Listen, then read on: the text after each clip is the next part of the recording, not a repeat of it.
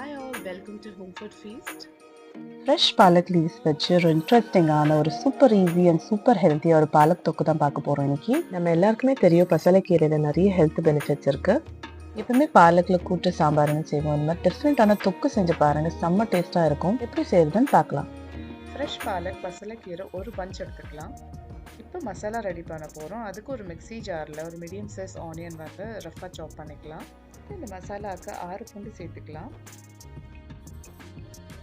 தக்காளி சின்னதாக இருந்தால் 2 எடுத்துக்கோங்க, பெருசாக இருந்தால் ஒன்று எடுத்துக்கோங்க. தக்காளி சேர்க்கறதால ஒரு பிக்கல் சாப்பிட்ற ஒரு டேஸ்ட் ஆஃப் ஃப்ளேவர் நல்லா கிடைக்கும். தக்காளி வேண்டாம்னு நினச்சிங்கன்னா கொஞ்சம் ஜாஸ்தியாகவே டேமரின் ஆட் பண்ணிக்கலாம். இது வீட்டில் அரைச்ச chilli powder 1 tablespoon add பண்ணுறேன். காஷ்மீரி ரெட் சில்லி பவுடர் வந்து 1 டேபிள் ஸ்பூன் ஆட் பண்ணுறேன். 1/4 டேபிள் ஸ்பூன் மஞ்சள் பொடி, 1/2 டேபிள் ஸ்பூன் தனியா பொடி சேர்த்துக்கலாம். கொஞ்சமாக பிங்க் ஹிமாலயன் சால்ட் ஆட் பண்ணிக்கலாம். இதெல்லாம் அரைச்சிடலாம். இந்த மாதிரி ஒரு ஸ்மூத் பேஸ்ட்டாக அரைச்சிக்கலாம். தாளிப்புக்காக ஒரு 6 பல்லு பூண்டு நல்லா தட்டி எடுத்துக்கலாம். நீங்கள் தோலோடு கூட சேர்த்துக்கலாம். டோட்டலாக பார்த்தீங்கன்னா நான் 12 பல்லு பூண்டு தான் எடுத்திருக்கேன். இப்போ ஒரு அயன் பேனில் ஒரு 4 to 5 டேபிள் ஸ்பூன்ஸ் எண்ணெய் விட்டுக்கலாம். கொஞ்சம் தாராளமாகவே எண்ணெய் விட்டுக்கோங்க, ஏன்னா அந்த தொக்கு வந்து ஸ்டோர் பண்ணி நல்லா நிறைய நாள் வச்சு சாப்பிடலாம். எண்ணெய் சூடான பிறகு 1/2 டேபிள் ஸ்பூன் கடுகு, அப்புறம் 1 டேபிள் ஸ்பூன் ஜீரகம், அப்புறம் கொஞ்சமாக வந்து வெந்தயம் போட்டுக்கலாம்.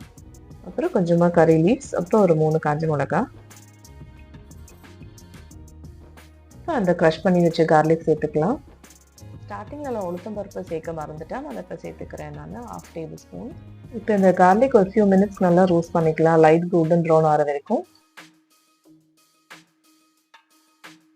இப்போ நம்ம அரைச்சி வச்ச மசாலா பேஸ்ட் வந்து இப்போ சேர்க்க போகிறோம்.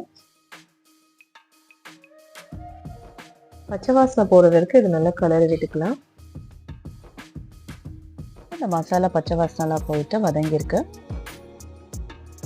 இப்போ நம்ம சாப் பண்ணி வச்ச பாலக் லீவ்ஸ் வந்து ஆட் பண்ணிக்கலாம். கீரையும் இப்போ இந்த மசாலாவும் சேர்த்து இப்போ 2 மினிட்ஸ் நல்லா வதக்கிக்கலாம் லோ ஃப்ளேமில். ஒரு லெமன் சைஸ் அளவு புளி எடுத்துக்கோங்க. அதை வந்து மோட்டரில் வந்து நான் சோக் பண்ணிவிட்டு அதோட தண்ணி தான் இப்போ சேர்க்க போகிறேன். உங்களுக்கு புளிப்பு எவ்வளோ வேணுமோ அதுக்கு தகுந்த மாதிரி நீங்கள் ஆட் பண்ணிக்கலாம் புளி தண்ணி. சால்ட் கொஞ்சமாக ஆட் பண்ணுறேன். நல்லா மிக்ஸ் பண்ணிக்கோங்க. இது கொஞ்சமாக தண்ணி சேர்த்தா போதும், குக் ஆகிறதுக்கு நிறைய தண்ணி சேர்க்க வேண்டாம். இப்போ இதை நான் வந்து கவர் பண்ணிட்டு ஒரு 5 மினிட்ஸ்க்கு குக் பண்ணிக்கலாம் லோ ஃப்ளேமில். 5 to 7 மினிட்ஸ்க்கு அப்புறம் பாருங்கள், இந்த எண்ணெய்லாம் பிரிஞ்சு வந்து இது நல்லாவே குக் ஆகிருக்கு. நல்லா திக்கான கன்சிஸ்டன்சி வந்திருக்கு. ஃபைனலாக கொஞ்சமாக கொரியாண்டர் லீவ்ஸ் ஆட் பண்ணிக்கலாம். கண்டிப்பாக செஞ்சு பாருங்கள். இது சாதத்து கூட பிசைஞ்சு சாப்பிடும்போது செம்ம டேஸ்ட்டாக இருந்துச்சு. அப்புறம் சைட் டிஷ்ஷாகவும் யூஸ் பண்ணிக்கலாம், இட்லி, தோசை, சப்பாத்திக்கு. Subscribe பண்ணுங்க. Please hit the bell icon to get notified whenever I upload a new video. Thanks for watching. See you in the next video. Bye bye.